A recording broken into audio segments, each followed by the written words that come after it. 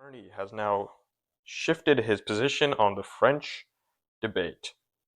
Just a few hours before the clip that I showed you right there, during the day of the 24th, Mark Carney said he would participate in the debate, but now the self proclaimed European, as he has said in his own words that he is a European and very, very proud of it, has said that he's not going to participate in the French debate because, for a matter of fact, his French skills are not very good.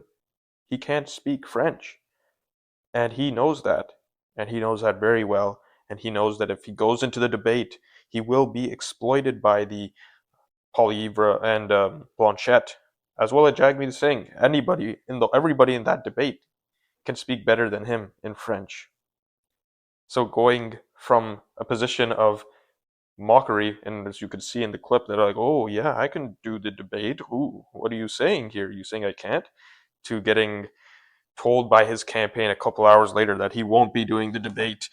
It is very, very pathetic, and it makes a stark point of significance on Carney and his own persona that he has portrayed to the Canadian people.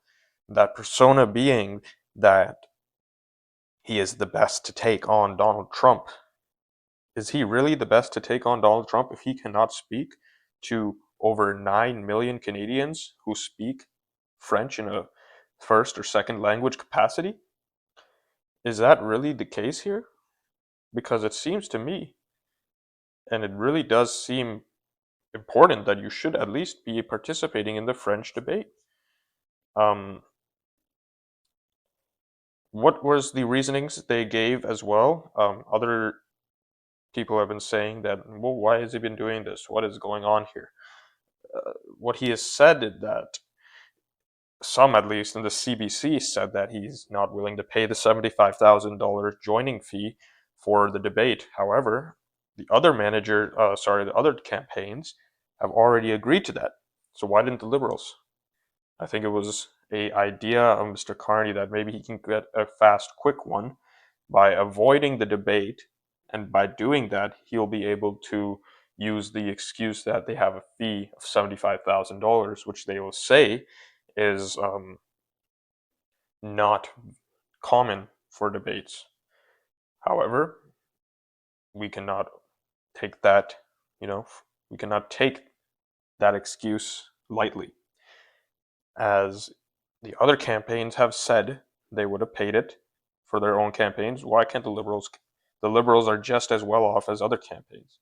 It seems that it's just a weak and weak attempt at getting out of a French debate.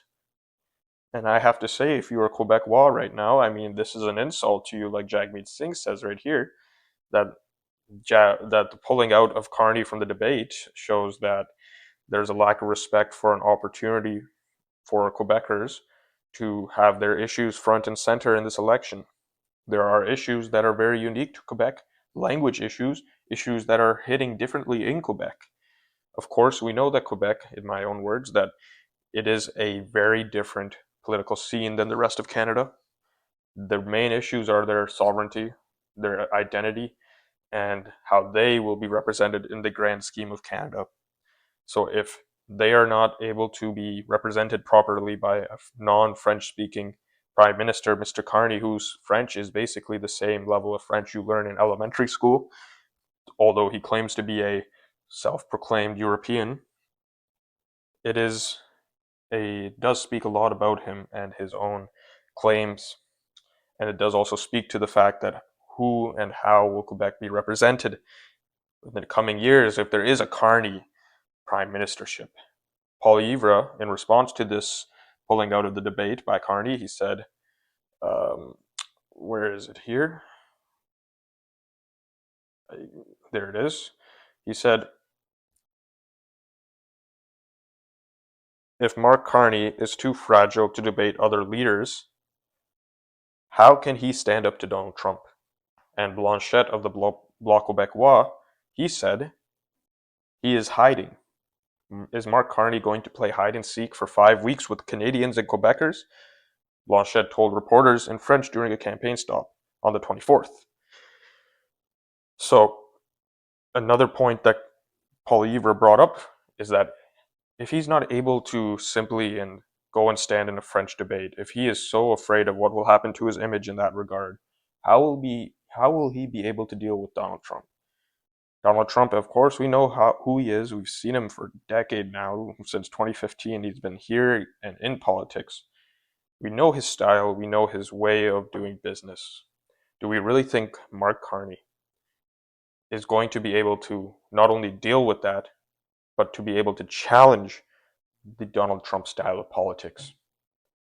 Think of that for a second. Mark Carney is a very meek banker type individual. He's a banker. He's very meek. He doesn't have a strong personality. He's used to taking things soft, like how they do in these financial interviews. Nothing difficult, no difficult questions. And when you challenge his ego a little bit, he becomes defensive and he attacks. Are we going to end up seeing him go down to Washington one day and end up like Mr. Zelensky, how they cornered Mr. Zelensky in the White House Oval Office in that, sting attack? Are we going to see the same thing happen to Carney because he can't stand on his own 2 feet? In my opinion, it is very likely that something like that could happen to Mr. Mark Carney.